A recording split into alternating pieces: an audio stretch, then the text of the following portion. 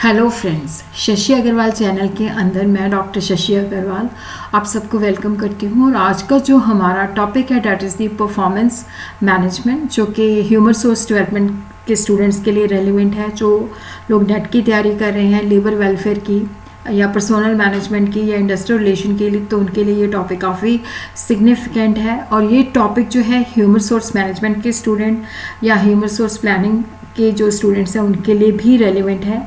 अगर आपको मेरा ये लेक्चर जो है सही लगता है तो प्लीज़ डू लाइक और अपने फ्रेंड्स के साथ भी शेयर करो और मेरे चैनल शशि अग्रवाल को सब्सक्राइब करो। तो सबसे पहले हम देखते हैं कि परफॉर्मेंस मैनेजमेंट का मतलब क्या है। देखो, परफॉर्मेंस मैनेजमेंट जो है that is the process of creating a work environment और setting in which people are enable to perform the best of their ability. Performance management is a whole work system that begins when a job is defined as a needed it ends when an employee leave the organization। तो performance management जो है एक ऐसा work environment, एक ऐसा setting जिसके अंदर जो लोग रखे जाते हैं, जो उनके कैपेबिलिटीज़ होती हैं, तो अपनी बेस्ट कैपेबिलिटी के मुताबिक वहाँ पे परफॉर्म कर सके।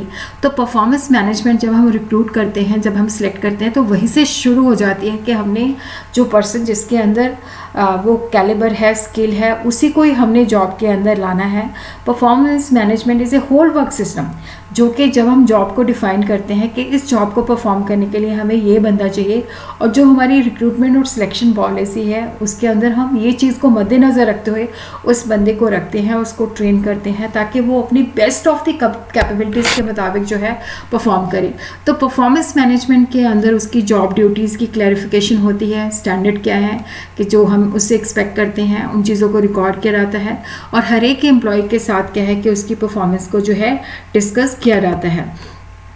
और उसी तरह ही हम देखते हैं कि परफॉर्मेंस मैनेजमेंट जो है ये मैनेजर और एम्प्लॉय का इंटीग्रेटेड प्रोसेस है। टॉप मैनेजमेंट और लोअर मैनेजमेंट का इंटीग्रेट प्रोसेस है। इसके अंदर वो मिलकर ऑब्जेक्टिव सेट करते हैं, अप्रेजल करते हैं, पे की डिटर्मिनेशन होती है। तो ये कंपनी की जो बिज़नेस स्ट्रैटेजीज़ है, जो हमने अपने एम्प्लॉयज़ को गोल देने हैं, वो कंपनी की जो बिज़नेस स्ट्रैटेजीज़ हैं, जो विज़न एंड मिशन है, उसके साथ वो मैच करते हैं। जब हम इंडिविजुअल लेवल की बात करते हैं तो वो अपना एक्शन प्लान कैसे बनाता है ताकि वो अपनी परफॉर्मेंस को इम्प्रूव कर सके, अपने कैरियर को डेवलप कर सके। और उसी तरह हम देखते हैं कि जो परफॉर्मेंस कंसेप्ट है ये इवॉल्व हो रहा है, और जिसके अंदर क्या है कि यहाँ पे अब ऑर्गेनाइजेशन जो ये नहीं है कि जो हमने रखा हुआ है, जो एम्प्लॉयज़ रखे हुए हैं उनको हमने उस पर ऑर्डर डालना है, उसको कंट्रोल करना है। यहाँ पे फैसिलिटेशन मॉडल है कि हमने वहाँ पे उनको कंडूसिव इन्वायरमेंट देना है जिसके बेसिस पे वो परफॉर्म कर सके, अपनी परफॉर्मेंस को इम्प्रूव कर सके। तो performance management process provides an opportunity for the employ and the performance manager to discuss the development goals and jointly create a plan for achieving this goals. तो यहाँ पे दे आर वर्किंग टुगेदर कि किस तरह से हमने जो है ऑर्गेनाइजेशन को डेवलप करना है, किस तरह से अपने गोल जो है सेट करने हैं, किस तरह से अपने जो ऑब्जेक्टिव है उसको अचीव करना है।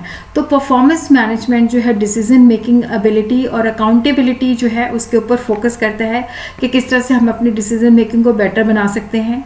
और जहाँ पे बेसिकली जो परफॉर्मेंस मैनेजमेंट का जो स्ट्रेस है डिसीजन मेकिंग पे है, अकाउंटेबिलिटी पे है, और जो सर्विस कल्चर है उसको डेवलप करना। और अगर व्यक्ति जो है सही ढंग से परफॉर्म करता है तो उसको जो है रिवॉर्ड देना है। और उसी तरह हर एक काम को जो है जोड़ना है, होलिस्टिक अप्रोच जो है अडॉप्ट करनी है from the beginning to the end, कि जो हमारे ऑब्जेक्टिव हैं, गोल्स हैं, वो हमारे ऑर्गेनाइजेशन के गोल के साथ जुड़े हुए हैं, और हम मिलजुल के जो है ऑर्गेनाइजेशन के अंदर किस तरह का कल्चर प्रोवाइड करें ताकि सही ढंग से हम परफॉर्म कर सकें। तो what is the need for effective performance management system? Management of the performance of the employ is one of the toughest challenge. ये बहुत ही मुश्किल है क्योंकि ऑर्गेनाइजेशन की जो सक्सेस है वो डिपेंड करती है कि एम्प्लॉय अपने काम के प्रति, ऑर्गेनाइजेशन के प्रति कितना कमिटेड है, उसके अंदर कॉम्पिटेंसी क्या है, और उसको कितना पता है कि मैंने ये चीज़ करनी है। देखो, सबसे जो मैटर करता है कि जब व्यक्ति को पता हो कि मेरे से क्या एक्सपेक्टेशन है, मेरे को जो जॉब असाइन की गई है उसके अंदर क्या मेरे से एक्सपेक्ट किया जाता है, क्या ड्यूटीज़ है, क्या मैंने ड्यूटीज़ और रिस्पॉन्सिबिलिटीज़ परफॉर्म करनी है। तो एक वेल प्लान रिवॉर्ड सिस्टम भी होना चाहिए, तभी एम्प्लॉय को मोटिवेशन मिलती है कि अगर मैं काम करता करता जाऊँ तो मुझे कुछ मिलेगा नहीं, तो definitely my motivation level will be zero. तो वेल प्लान रिवॉर्ड सिस्टम होना चाहिए, एक फीडबैक मैकेनिज्म होना चाहिए जिसपे एम्प्लॉय को हम बता सकें कि आप में ये शॉर्ट कमिंग है, आपने इसको इम्प्रूव करना है। आप जो भी उनकी वर्क के रिलेटेड जो उसकी स्ट्रेंथ और वीकनेसेस हैं उसको हम फीडबैक मैकेनिज्म के द्वारा उनको बता सकें। तो need for the introduction of A robust system of performance management was felt during the period when the traditional performance appraisal mechanism was lacking objectivity, क्योंकि जो परफॉर्मेंस अप्रेजल मैकेनिज्म है उसके अंदर शॉर्ट कमिंग थी, तो जिसकी वजह से ज़रूरत थी कि एक परफॉर्मेंस मैनेजमेंट सिस्टम जो है इंस्टॉल किया जा सके। परफॉर्मेंस मैनेजमेंट जो है एक स्ट्रैटेजिक टूल है, हॉलिस्टिक है, क्योंकि इंटीग्रेटेड है, क्योंकि ये बिगनिंग से एंड कि जब एम्प्लॉय छोड़ के जाता है तो भी उससे पूछा जाता है कि यहाँ पे क्या कमियाँ हैं। तो ये एक स्ट्रैटेजिक टूल है जिसके अंदर फ्यूचर को फॉरवर्ड अप्रोच है, जिसके अंदर ताकि जो कमिंग्स हैं, शॉर्ट कमिंग्स हैं, उनको हम रिमूव कर सकें। और ये हर एक, ये नहीं कि कुछ एक्टिविटीज़ के अंदर ये प्रेजेंट होता है, एवरी एक्टिविटी के अंदर जो परफॉर्मेंस मैनेजमेंट है वो प्रेजेंट होता है, जिसके अंदर जो लोग ऑर्गेनाइजेशन के अंदर काम करते हैं उनको इंडिविजुअल लेवल पे, जब वो टीम के अंदर काम करते हैं, उनकी परफॉर्मेंस को और ओवरऑल ऑर्गेनाइजेशन की परफॉर्मेंस को जो है यहाँ पे फोकस किया जाता है।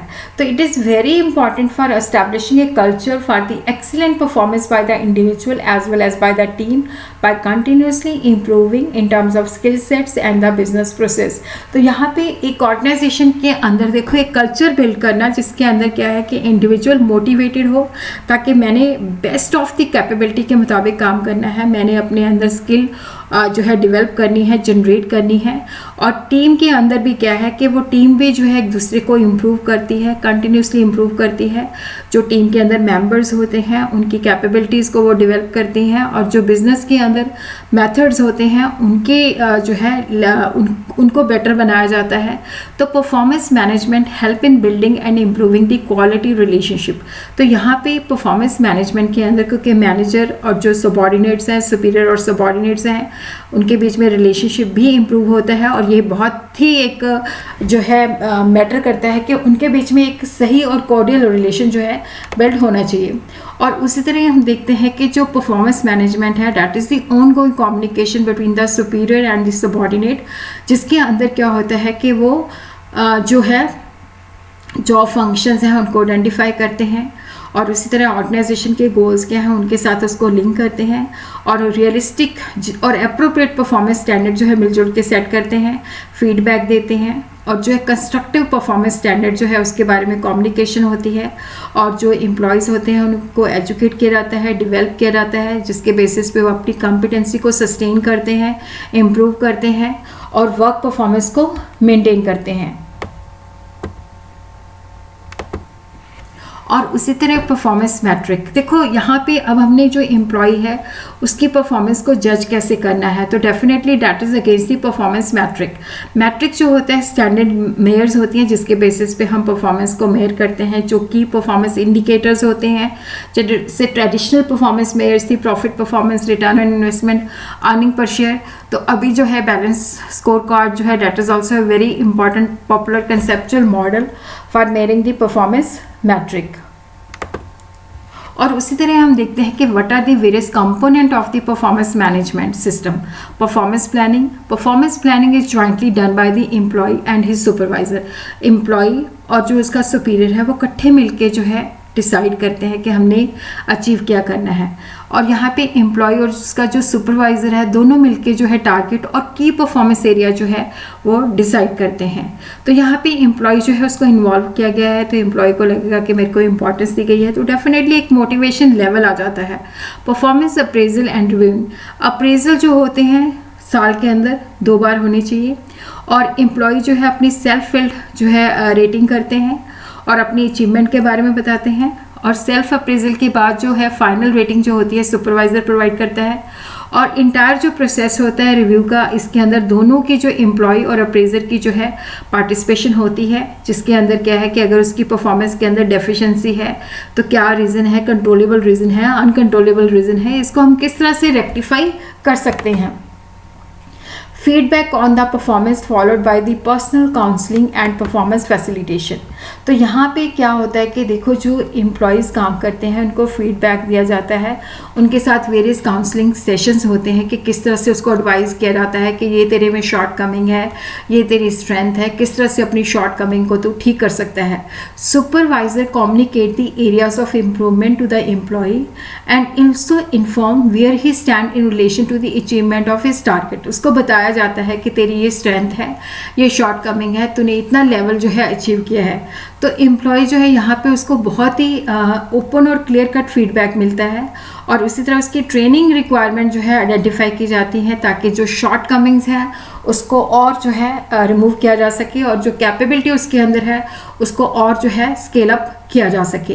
Rewarding the good performance during this stage an employ is appreciated and publicly recognised for good performance.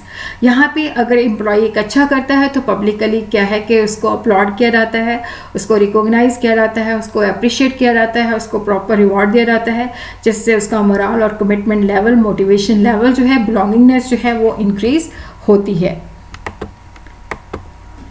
और उसी तरह परफॉर्मेंस इम्प्रूवमेंट प्लान्स, यहाँ पे स्टेज के अंदर जो एम्प्लॉय और सुपरवाइज़र है वो इकट्ठे जो है फ्रेश गोल जो है सेट करते हैं, न्यू डेडलाइन जो है वो रखते हैं और एम्प्लॉय जो है उसको बताया जाता है कि जिसके अंदर भी ये एरियाज़ है भाई तूने इसके अंदर इम्प्रूव करना है। जैसे एम्प्लॉय जो है मान लो कि वो एक्सट्रोवर्ट नहीं है, कस्टमर के साथ डीलिंग सही नहीं कर पाता, तो उसको बताया जाता है कि तुझे ये स्किल जो है डेवलप करनी है। और potential appraisal provides the significant information for the succession planning, जिसके अंदर उसके पोटेंशियल जो होता है, कैपेबिलिटीज़ जो होती है, फ्यूचर जो जॉब उसको देनी है उसके लिए आइडेंटिफाई की जाती है। और उसी तरह पोटेंशियल अप्रेजल के अंदर देखा जाता है कि ये बंदे में पोटेंशियल है, ये फ्यूचर के अंदर इस पोजीशन को ले सकता है। सक्सेशन प्लानिंग और जॉब रोटेशन के लिए इन्फॉर्मेशन मिलती है और उसी तरह ये भी इन्फॉर्मेशन मिलती है कि बंदे को हम फ्यूचर के लिए जो है इस तरह से प्रमोट कर सकते हैं, इसमें ये कैपेबिलिटी है। और उसी तरह हम देखते हैं कि what is the process of the performance management. तो यहाँ पे हम देखते हैं, जैसे मैंने अभी आपको बता दिया, परफॉर्मेंस प्लानिंग होती है, फिर उसके बाद दोनों मिलजुल के जो है अपने टारगेट जो है फिक्स करते हैं, गोल फिक्स करते हैं, फिर उसको प्रॉपर जो है कोचिंग एंड फीडबैक दिया जाता है, फिर उसके बाद उसकी परफॉर्मेंस को रिव्यू किया जाता है, फिर उसके बाद अगर उसे अपनी परफॉर्मेंस को इम्प्रूव किया है उसको रिवॉर्ड दिया जाता है। तो इस तरह से ये परफॉर्मेंस मैनेजमेंट का जो प्रोसेस है। उसी तरह हम देखते हैं कि जो परफॉर्मेंस मैनेजमेंट है, देखो ये इंडिविजुअल के जो ऑब्जेक्टिव हैं, ऑर्गेनाइजेशन के जो ऑब्जेक्टिव हैं और उनको रिकंसाइल करती है कि जो इंडिविजुअल ऑब्जेक्टिव है ऑर्गेनाइजेशन के ऑब्जेक्टिव से ड्राइव होने चाहिए, उसके साथ अलाइन होने चाहिए ताकि बेटर जो है परफॉर्मेंस हो सके। Now we will consider what are the steps in the process of the performance management. Defining the performance, that is very significant, क्योंकि जब तक हमें पता ही नहीं है कि हमने परफॉर्म क्या करना है तो फर्स्ट स्टेप जो है that is the defining the performance. तो यहाँ पे गोल सेटिंग, इसके अंदर 3 पार्ट्स आ जाते हैं, गोल सेटिंग आ जाता है, मेजरमेंट है, असेसमेंट है। First job of every senior is to set challenging and specific goal with the help of employ. देखो यहाँ पे एम्प्लॉय को भी इन्वॉल्व किया जाता है, क्योंकि अगर हम एम्प्लॉय को, अगर जैसे मैंने कोई काम करना है अगर मुझे इन्वॉल्व नहीं किया गया तो सीनियर को क्या पता कि मैं काम किस कंडीशन में करता हूँ। तो यहाँ पे गोल सेटिंग जो है that is done with the help of employ, क्योंकि एम्प्लॉय ने काम करना है तो एम्प्लॉय को हालात का पता होता है कि इस सिचुएशन, इस कंडीशन के अंदर मैंने काम करना है, तो डेफिनेटली वो इन्फॉर्मेशन प्रोवाइड कर सकता है। तो गोल म्यूचुअल सेटिंग होती है सीनियर और जो है एम्प्लॉय की। तो गोल जो है एक्सपेक्ट बताते हैं कि भाई तेरे से ये एक्सपेक्ट किया जाता है, तो तूने अपनी एनर्जी को इस तरह से चैनलाइज करना है।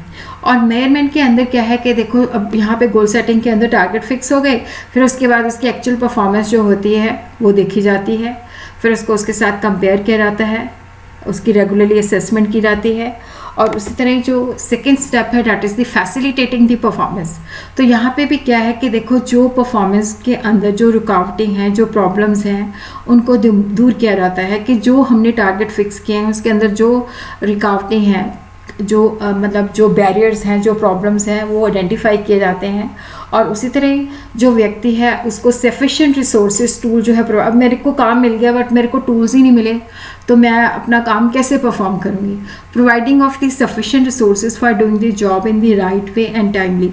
तो यहाँ पे उसको रिसोर्सेज दिए जाते हैं। कई बार हम क्लास के अंदर भी ऐसे होता है, क्लासेस के अंदर जो है कि क्लासेस रेगुलरली लो, लाइब्रेरी बंद होती है तो लाइब्रेरी के अंदर बुक्स नहीं अवेलेबल होंगी, अगर आपको जो है वाइट मार्क नहीं अवेलेबल होएगा तो वहाँ पे क्या टीच करोगे। आपके पास सफिशिएंट, जैसे एज ए टीचर मैं बता रही हूँ, अगर लाइब्रेरी के अंदर बुक्स नहीं है, वाइट बोर्ड पे लिखने वाले मार्कर अवेलेबल नहीं है और प्रोजेक्टर खराब है तो definitely we are lacking the sufficient resources, तो हम अपना काम सही ढंग से नहीं कर सकते।